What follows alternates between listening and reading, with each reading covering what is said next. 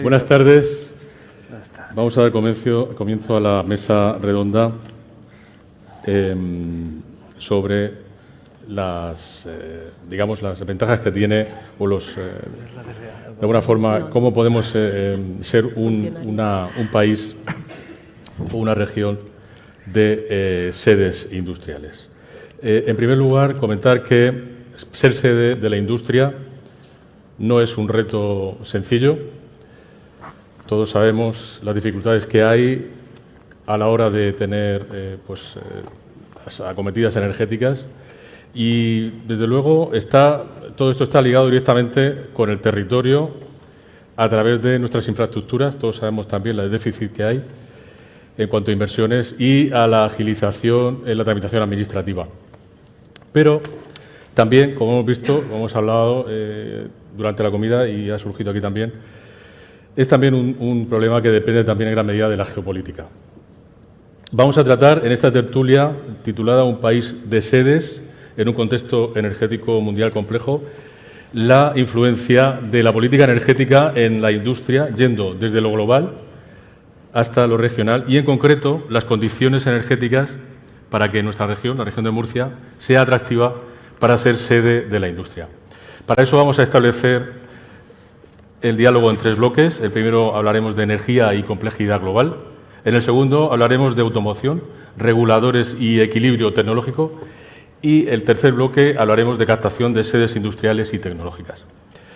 Nos acompañan en esta mesa cuatro expertos, cada uno en su especialidad, para dar distintos enfoques del mismo problema que vamos a plantear aquí en la mesa. Tengo aquí a mi izquierda, empezando por mi izquierda, Guido Stein, es profesor del IS Business School, experto en negociación y liderazgo. Bienvenido, Guido. Muchas gracias. Bien hallados. A continuación tenemos a María Zapata, que es ingeniera industrial y es directora del área de fomento de la Delegación del Gobierno de la región de Murcia. Gracias. Bienvenida, María. Gracias, Marcos. También a continuación tenemos a Alberto Orejana, director de operaciones de Taiga Mistral, que es una compañía de servicios dentro de toda la cadena de valor del sector eléctrico. Buenas tardes. Y, por último, contamos también con la compañía de Javier González Recuenco, que es fundador y CEO de Singular Solving, que es una empresa que ofrece soluciones de problemas complejos con una metodología propia. Bienvenidos. Empezamos con el primer bloque, energía y complejidad global. ¿Cómo está contribuyendo la energía y, en especial, la transición hacia un modelo más sostenible a la complejidad mundial? O viceversa, ¿cómo está influyendo la complejidad mundial en el desarrollo del sector energético? Guido, empezamos por ti. ¿Cómo está jugando Europa la carta energética en la negociación con Rusia, Estados Unidos y China? Bueno, yo lo que he cogido esta mañana, cuando he venido, he cogido el periódico Expansión, podría haber cogido otro, pero he cogido Expansión, y entonces he visto ahí algunas declaraciones de algunos de los players más importantes, y entonces lo que he visto es, estamos en un momento complejo. Entonces no hay que andarse con muchas premuras, decía, ¿no? Lo de premura me ha sorprendido en un ingeniero, ya es un dominio del lenguaje que ayuda mucho, porque es el dominio del lenguaje hace ver la realidad mejor, ¿no? Entonces, vamos a ver, yo creo que ahí estamos en un momento muy interesante. Nos amenazan en el horizonte con otro apagón, que no sé si habrá, ahora que me lo dicen, no sé si habrá. Entonces, yo creo que, en fin, no sé, esta mañana en la comida he dicho que el tema energético es un tema muy relevante en el caso de Ucrania, no era nada relevante en el caso de Oriente Medio, no era muy relevante, en el caso de Ucrania sí, porque va a presionar a los players, está presionando especialmente a uno de ellos. Yo creo que es un tema muy interesante. Para una persona de la calle, como soy yo, pues cuando ves esta situación, dices, oye, vamos a ver, ¿qué significa lo que está pasando ahora, ¿no? Pues que te encuentras, que te hablan de que pues el precio de la luz sube cada vez más en la factura y de pronto que hay precios cero que te pueden hundir a alguno de tus clientes. Hombre, qué sorprendente, ¿no? Dice, hombre, esto no es que el sistema de asignación de precios en el este de la luz es muy complicado. Bueno, pues será muy complicado. A lo mejor tú nos puedes esto explicar un poco mejor, ¿no? Dice, oye, por otro lado, hay una presión política extraordinaria en contra de las nucleares y nadie sensato ahora mismo va a liquidar las nucleares, con lo cual las nucleares van a seguir seguro, entre otras cosas porque se acabaría la estabilidad del sistema, me dicen. Yo recuerdo que cuando iba a la universidad, que es hace muchos años, pues lo de las nucleares era una cosa horrorosa, pero ahora, vamos, parece ser que es lo que le da estabilidad al sistema, ¿no? Por otro lado, pues te encuentras con que hay que salir al rescate de las renovables, pero mi vecino, que es un ingeniero de una empresa muy potente, ha puesto unos paneles solares, los ha puesto ayer, con lo cual dice que esto es muy conveniente. Pero simultáneamente me dicen mis amigos de Iberdrola que son 8.000 megavatios que son como terroristas en el sistema, estos 8.000 megavatios, y que nos van a llevar a la ruina, ¿no? Bien, me hablan por otro lado de la sincronía y de la asincronía, que esos son términos casi filosóficos. Entonces, que este es lo que nos va a hacer el apagón, es la sincronía y la asincronía que hay en el sistema, ¿no? ¿Eso qué quiere decir? Que tenemos por delante decisiones políticas, en este caso es muy relevante que la política esté pensando en el bien común, a lo mejor puede hacer una excepción y que piense en el bien común la política, decisiones técnicas y luego la que tiene que ver más con vosotros, decisiones gerenciales. O sea, de tres tipos de criterios distintos, ¿no? Y yo creo que este caso es un caso especialmente interesante para ver cómo la toma de decisiones tiene que hacer conjugar estos tres criterios, o grupos de criterios. Y yo por ahora lo dejaría aquí. ¿Te parece bien? No has contestado nada de lo que te preguntaba, pero perfecto. No lo he contestado, pero me lo he preparado muy bien. Y ahora sí te contestaría. Me parece fenomenal. Sí te contestaría. No creo que nadie sepa cómo va a evolucionar esto, porque no es una cuestión técnica. Ha dejado mucho tiempo de ser una cuestión técnica. De acuerdo. Ese es lo que yo contestaría. Muy bien, muchas gracias. Javier, ¿podría valer algún modelo de resolución de problemas complejos para entender mejor el estado actual de la situación? Bueno, es que sin un modelo para gestionar la incertidumbre no vamos a ningún sitio. Y el problema es que los seres humanos somos particularmente malos gestionando la incertidumbre. Tenemos una serie de actualizaciones que llevamos desde hace 50.000 años, desde que estábamos bajándonos de los árboles prácticamente, que básicamente dicen que incertidumbre caca. En el momento en que hay incertidumbre, el cerebro nos llena de cortisol, queremos certidumbres, queremos certezas. Nuestro cerebro muchas veces prefiere ser engañado, cosa que además la clase política aprovecha muchísimo para construir relatos y cosas por el estilo, a aceptar que no sabemos muy bien por dónde van los tiros. Y claro, ¿cuál es el problema? El problema es que lo que ha analizado Guido, estoy completamente de acuerdo, pero yo quiero que vuelva a estar dominado esto por ingenieros. Porque cuando no está dominado esto por ingenieros y no está dominado esto por técnicos, en el Padrino hay una gran mentira que se utiliza muchísimo, que es aquello de esto no es personal, son solo negocios. Siempre es algo personal. Detrás de un montón de decisiones completamente anormales desde un punto de vista técnico, generalmente hay humanos tomando decisiones de índole humana. Y el equilibrio general de la red eléctrica, de la red energética y en base a y de la política energética en general, hay un montón de decisiones que se han tomado que Alemania ahora está arrepintiéndose de ellas, con gente recibiendo una cantidad de cariño bastante inusual desde compañías rusas como Gazprom, a todo este tipo de cosas, en las cuales el problema es que se ha dejado a los técnicos de lado, en plan, oye, apártate que tú no sabes de esta historia, que yo sí estoy aquí jugando en el teatro de operaciones de donde se toman las decisiones grandes, y ha sido cagada tras cagada. O sea, ha sido una cosa absolutamente impresionante. Tenemos otro problema adicional, que es que, como estaba comentando Hugo, viene la IA y viene la IA con un hambre absolutamente brutal de toda la energía que se pueda tragar. Porque, claro, los humanos tenemos un montón de fallos y tenemos un montón de defectos y los cerebros humanos son muy poco precisos y no pueden competir con la IA en un montón de cosas. Pero nosotros tenemos una cosa muy curiosa, que es que somos energéticamente muy eficientes. O sea, un cerebro humano funciona con un bocadillo de mortadela.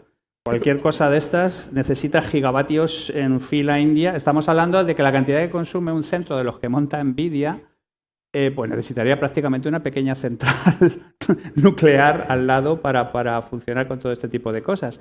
Seguimos hablando, lo habéis mencionado antes, cuando hablamos de las nucleares, en términos comunicativos de los 70, de nuclear no gracias. O sea, y con flores en el pelo y el kumbaya y todo este tipo de cosas. O sea, hay demasiada contaminación humana y de intereses humanos en las tomas de decisiones relativas a la energía. Y cuando se introducen componentes humanas en las tomas de decisiones, tenemos un asunto como el COVID. Alguien me preguntaba en la comida, oye, ¿pero el COVID era un problema complejo y tal? Digo, no. Todos los expertos en pandemia sabían perfectamente que teníamos una crisis de que viniera un coronavirus, estaban todos los mapas de riesgos, todos sabían lo que hacer, pero ¿qué es lo que ocurre? Que los países que le dieron las llaves de la moto a los especialistas en pandemias fueron una minoría. La inmensa mayoría de los países tomó decisiones políticas. Nosotros nos comimos una celebración del 8M estando Italia ya completamente cancelada y sabiendo cómo estaba el asunto. Y hice este ejercicio a mis alumnos del máster de resolución de problemas complejos en la UNIR y descubrimos que en 15 países se habían tomado decisiones desde lo descabellado a lo lógico y eso era entregarle las llaves de la moto a los técnicos. Entonces, por resumir, el problema fundamental es que hay demasiado factor humano ahora involucrado en algo que debería ser gestionado de una manera estrictamente técnica. Y cada vez que la persona humana y su carga ideológica se introducen en este tipo de decisiones, es para su propio beneficio, sus propios incentivos y generalmente para enmierdar el resultado final. Totalmente de acuerdo. Totalmente de acuerdo.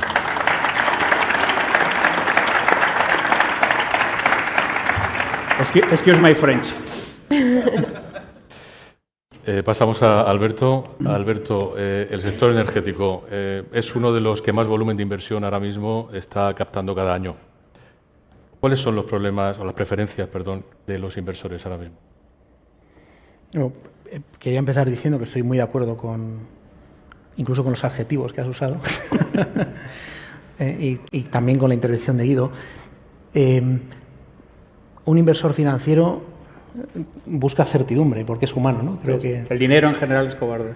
Entonces, las inversiones en el sector energético son de muy largo plazo. Una central nuclear dura, si los políticos quieren, puede durar incluso 50 o 60 años. Un parque eólico, una central fotovoltaica. Estas instalaciones se hacen pensando en una vida de 20 o 25, 30 o 40 años. La inversión es gigante. Los inversores no pueden hacerla totalmente con su dinero y buscan el apoyo de los bancos. Lo que se necesita es una regulación estable y visibilidad a largo plazo. Uh-huh. El apagón de abril pues ha abierto los ojos a muchos inversores que estaban invirtiendo no solo en España, en Europa, y nos hemos dado cuenta todos de repente de que necesitamos no solamente producir mucha energía limpia, que es fantástico, y que creo que responde a una decisión acertada de la Unión Europea hace ya 30 años cuando pensaban bien, y es, oye, que transicionamos hacia un modelo de energía limpia, fantástico, pero es que estratégicamente es independiente de los que ahora nos venden la energía, que no son buenos amigos en general, no son de fiar, ¿no? El gas de Argelia, el gas ruso. Entonces, esa transición no va a ocurrir sin una inversión muy grande en almacenamiento energético y en un fortalecimiento de las redes. Estamos en ello y además que la tecnología viene en camino, ¿no? Pero ahora mismo hay una incertidumbre grande y no deberíamos tardar mucho en arreglarla, porque los centros de datos que decía Javier, las grandes tecnológicas están rifando donde se van a instalar. Son consumidores muy intensivos de energía, pagarán impuestos, generarán empleo, generarán riqueza, y si queremos que estén en España, si queremos que vengan a la región de Murcia o a cualquier otra región de España, tenemos que, a esos inversores que han invertido en renovables, ahora les tenemos que decir que sus inversiones van a ser rentables, que van a poder vender energía, que de día la van a poder almacenar para venderla de noche, y en fin, que tenga la confianza de que el sistema va a estar a la altura. De acuerdo. Muy bien. María, en tu opinión, ¿cuáles serían las barreras para la tramitación, la transición hacia un modelo energético más sostenible? Y en concreto, si ves factible alcanzar la independencia energética del exterior y en qué medida. Bueno, pues en mi opinión, para que tengamos el marco en qué situación nos encontramos ahora mismo, creo que ya estamos en esa transición energética, avanzando en ella, y los datos, no quiero aburrir con muchos datos, pero los datos del informe del sector eléctrico de Red Eléctrica de España de 2024 pues ya manifiestan esa transición. El año pasado casi el 57% de la electricidad generada en nuestro país provino de fuentes de energía renovables. Un 10% más, un 10,3% más que el año anterior. Y en concreto en la región de Murcia el 40% de la electricidad generada provino de renovables y en concreto de la fotovoltaica, que todos sabemos la cantidad de horas de sol que tenemos en nuestra región, un tercio de esa energía generada. Entonces estamos en el camino, pero aún nos queda. El PNIEC, el Plan Nacional Integrado de Energía y Clima, fijó para 2030 que el 81% de la electricidad generada tenía que venir de esas fuentes de energía renovables y, como digo, el año pasado estábamos en un 57%. Y además, en lo que dices de la dependencia energética, estábamos en un 74% en 2019 y el PNIEC fija que estemos en un 50% en 2030. Es muy importante bajar esa dependencia energética del exterior, pues por lo que decía Alberto,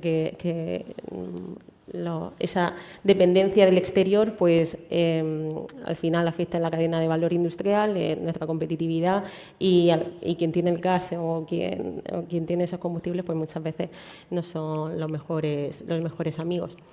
Pero sí que es cierto, como dices, que existen unas barreras. Desde la Administración, desde la Delegación, pues hemos visto muchas de ellas. Una de ellas son la barrera social o cultural, la famosa frase de Not in my backyard, que a la mayoría de gente pues, le parece muy bien las renovables, pero no quieren tener una línea eléctrica o un poste de electricidad al lado de casa o al lado de su finca, lo cual pues también se entiende. Ahí la experiencia de la Administración es que el trabajo de los promotores pues, es muy importante, de esa concienciación, de que se lleguen a los máximos acuerdos posibles, de que bueno, pues también la Administración tramitamos la expropiación de esas líneas, de esos proyectos, de intentar llegar a acuerdos previos y no llegar a esa parte para que la población en general pues, no tenga esa barrera hacia las renovables o se minimice. Luego existen barreras tecnológicas. El gas, la eólica y la solar están muy bien, pero no podemos producirlas cuando queremos, es decir, son las horas que son y no podemos enchufar y apagar la máquina cuando queremos. Para eso pues se está adoptando medidas de almacenamiento energético y la Comisión Europea pues está invirtiendo en ello para minimizar esas barreras. Y luego pues también tenemos otras barreras de redes, que también comentaba Alberto. Está la nueva planificación eléctrica de Red Eléctrica, ahora mismo en participación pública y en concreto en la región de Murcia, por hablar de nuestro caso, va a solucionar, pretende solucionar problemas importantes que teníamos en cuanto al mallado en el noroeste de la región y dar más capacidad a la zona de escombreras. También para que se puedan realizar los proyectos de hidrógeno verde que están en fase de tramitación. Y luego pues también hay barreras económicas que pues todos sabemos que la energía solar hace unos años pues sí que necesitaba ciertos incentivos, pero ahora pues no lo necesita, pero sí otros proyectos como el hidrógeno verde. Y esas serían las barreras que yo veo principalmente para llegar a esa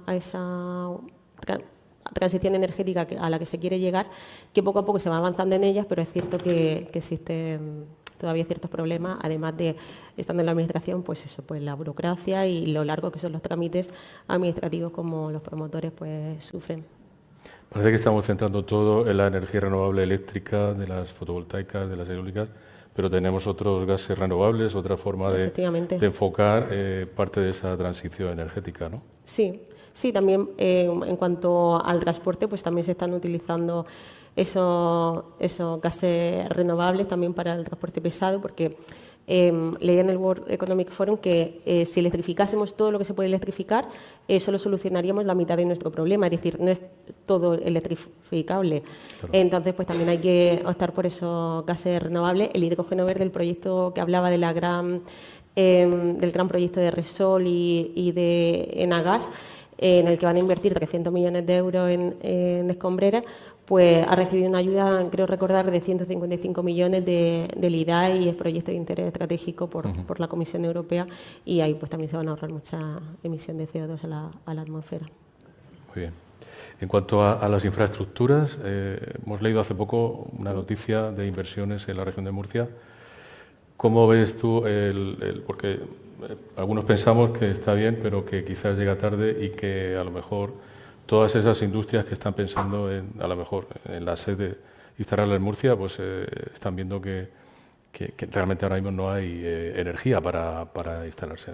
Sí, el plan, la nueva planificación la vigencia es de 2025 a 2030 y en el horizonte de 2030 es cuando se pretende que toda esa inversión esté hecha.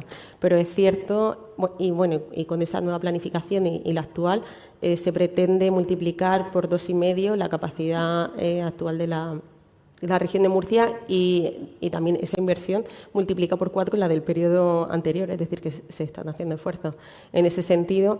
Pero también es cierto que una tramitación de una línea eléctrica de un proyecto fotovoltaico pues requiere sus plazos, se tiene que someter a una declaración de impacto ambiental, tiene distintas autorizaciones y también la Administración pues también está tomando medidas con distintos reales decretos ley. Bueno, ya no aburro con la normativa del sector eléctrico, que es súper extensa y muy cambiante, pero al final muchos proyectos que llegan quizás no se ha trabajado lo suficiente en algunos casos, otros promotores sí que lo hacen muy bien, pero no se había trabajado previamente el trazado en el terreno, hablando previamente pues con esas fincas que van a tener que ser expropiadas, y luego sufren modificaciones. Cualquier modificación lleva una tramitación adicional y todo retrasa esos plazos. Trámites administrativos son bastante engorrosos. Sí. Muy bien. Pasamos al segundo bloque, automoción, reguladores y equilibrio tecnológico. En la reciente edición del evento de Mobility de Múnich, los principales líderes de la industria del automóvil europeo y del sector industrial vinculado con el automóvil coincidieron en pedir que no se limite el modelo del automóvil a la propulsión eléctrica, porque esto puede frenar la innovación en otras fuentes de energía, donde podrían producirse pues, grandes avances. Guido, ¿cómo ves, cómo crees tú que se puede negociar una posición de equilibrio entre tantos actores y con intereses tan dispares? Muy bien. Bien, yo lo que voy a volver a irme de tu pregunta y lo vamos a hacer un poco más amplia. Bueno, voy a contestar primero lo del automóvil eléctrico. Yo tengo la fortuna de ser amigo de uno de los impulsores más potentes de ese asunto, que ahora está con el tractor eléctrico para el sector de la agricultura, que aquí con la familia Ormazábal, aquí en Murcia es especialmente interesante. Este es un visionario y un firme creyente, pero tengo otro estupendo amigo que también es amigo de nuestro presidente y aquí mentor de Pablo, que está en Iberdrola, que me dice que esto está, en fin, esto va a llevar más tiempo de lo que esperábamos, ¿no? Entonces, ¿qué creo yo que puedo decir un profesor de una escuela de negocios sobre esto, ¿no? Que todas las estrategias son una commodity, que la diferencia no está en la estrategia, y esto lo ha demostrado la situación que tenemos ahora. La diferencia está en la ejecución, en la implantación, en que se hagan las cosas, en que pasen las cosas.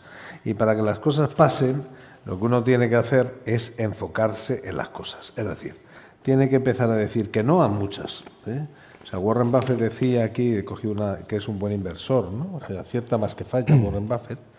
La diferencia entre las personas exitosas y las muy exitosas es que las muy exitosas casi siempre dicen que no a todo y se centran en muy pocas cosas. La concentración es el bien, la dispersión es el mal. Entonces yo creo que en el sector del automóvil y en cualquier sector industrial, que es donde de verdad creo que nos jugamos el asunto. Por cierto, lo de las emisiones va a haber que tomárselo con un poquito más de calma también. Me dicen a mí los vuestros, los de ingenieros. O sea, todo lo que sonaba tan estupendamente, algunas de estas cosas va a haber que tomárselas. Entonces, creo que la estrategia, tenemos que dejar paso a la ejecución, un poquito menos de estrategia, ¿no? Otra, a diferenciar en la implantación de esto lo relevante de lo accesorio, y hay que decir que no a casi todos los asuntos. En fin, espero que esto no sea muy provocativo, pero expresiones como potenciar la innovación, mejorar la experiencia del cliente o convertirse en líder de mercado, que parecen inspiradoras. Bueno, yo no soy muy favorable de las charlas inspiracionales. Yo creo que hemos tenido un exceso de eso. Son estériles si no se traducen en acciones concretas, que para eso es para lo que en principio, adaptadas al contexto, es para lo que estáis los ingenieros, ¿no? O sea, hay que olvidarse los palabras y hay que sudar un poco más, ¿no?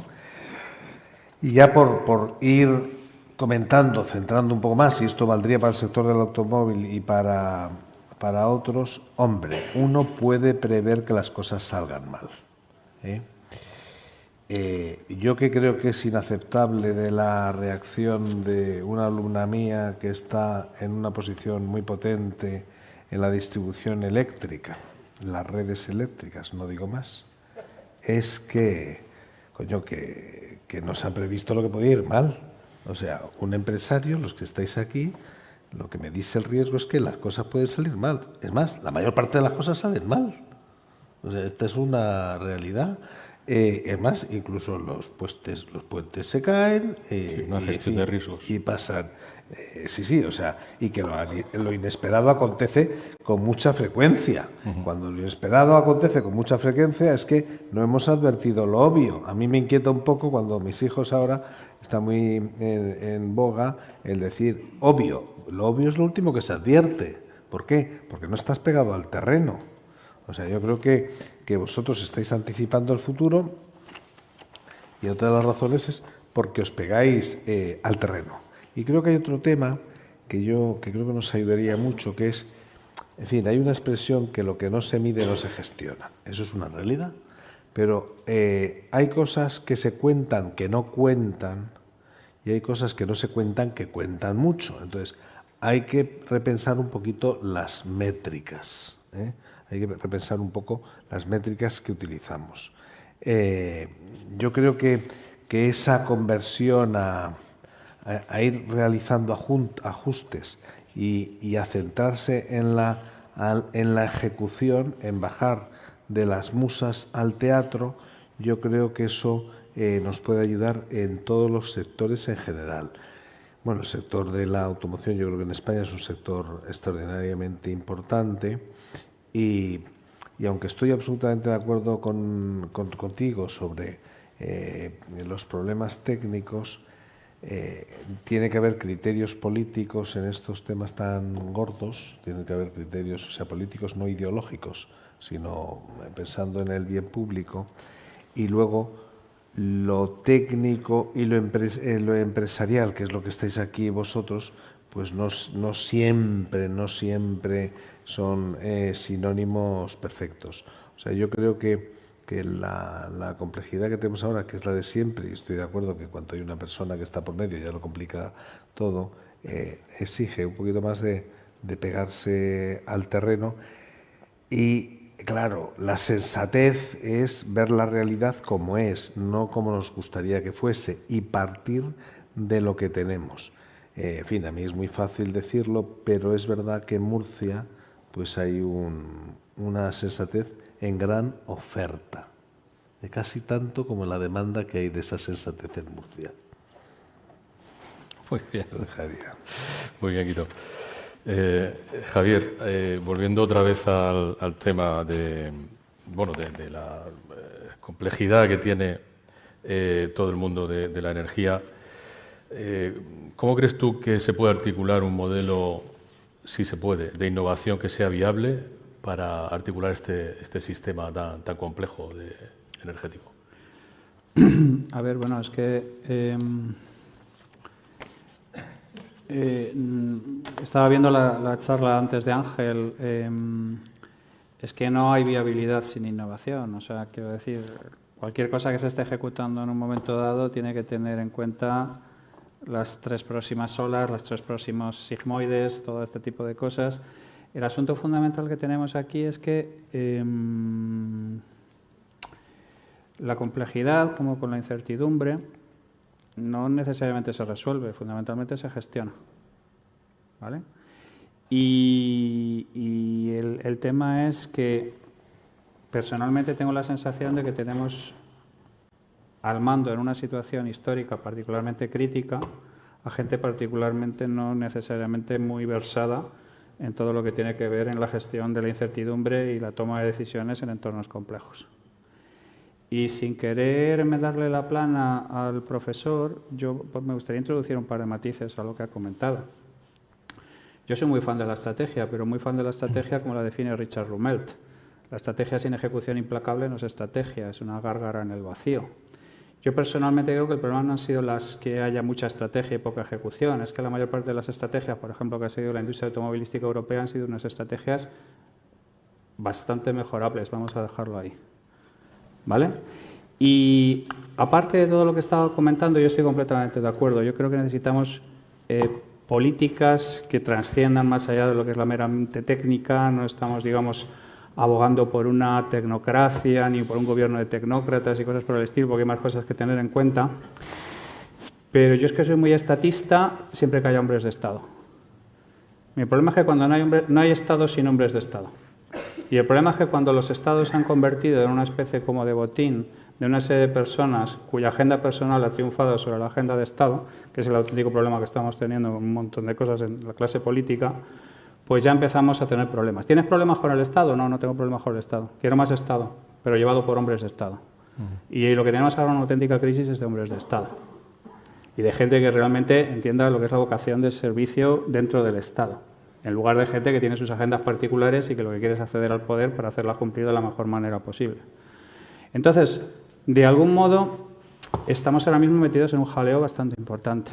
Y además yo he hablado con la industria del automóvil en varias ocasiones, les he dicho que la que viene es gordísima, y en muchas ocasiones no han sido capaces de ver, porque nuestro cerebro está diseñado para no ver cosas que no queremos ver. O sea, si no queremos ver una cosa, no vemos un elefante en un ascensor.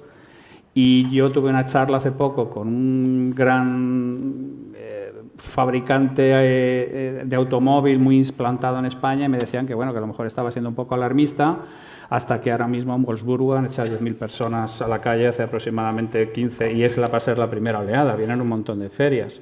Vamos a tener que deshacer un montón de estrategias de mierda en las que hemos entrado, ¿vale? O sea, lo que hemos hecho con el tema del vehículo de explosión en Europa, donde teníamos además ventaja competitiva, es un tiro en el pie inaudito. Yo no sé si esto tiene precedentes en ningún sitio. Les hemos entregado las llaves de la moto a los chinos que llevan haciendo electrificación porque no tenían motores de explosión desde hace un montón de tiempo y les hemos entregado al mercado. Y ahora estamos intentando revertir un montón de malas decisiones estratégicas.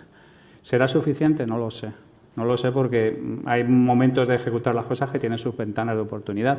Pero lo que sí está claro, y yo defiendo, que nuestro problema es que no es que haya demasiada estrategia, es que ha habido muy mala estrategia y no es un problema de que yo esté abogando por una tecnocracia, es que estoy abogando por hombres de Estado, que es lo que no me encuentro en muchos sitios. Y esto pasa aquí, nos pasa a nosotros de una manera espectacular, pero ha pasado en Alemania.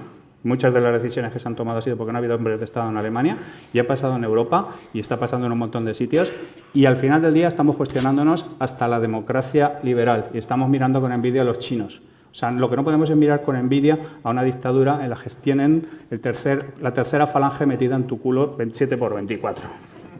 O sea, lo estamos haciendo extraordinariamente mal para que lleguemos a ese punto de cuestión. Entonces yo creo que de verdad lo que tenemos que hacer es volver a la sala de mapas, volver a replantear la estrategia y decir a ver dónde nos hemos equivocado y cómo replanteamos las cosas, porque hay que tocar muchas cosas para volver, ya no digamos a una posición de primacía, sino a intentar no seguir en la cadena en la que estamos de cuesta abajo. Muy bien, de acuerdo. Bien, Alberto, ¿cómo crees que está influyendo la actitud de los reguladores? Perdón. Terminamos ya. Sí, la última pregunta y... Yo creo que está todo dicho, ¿eh? Bueno, pues, podemos ir al café.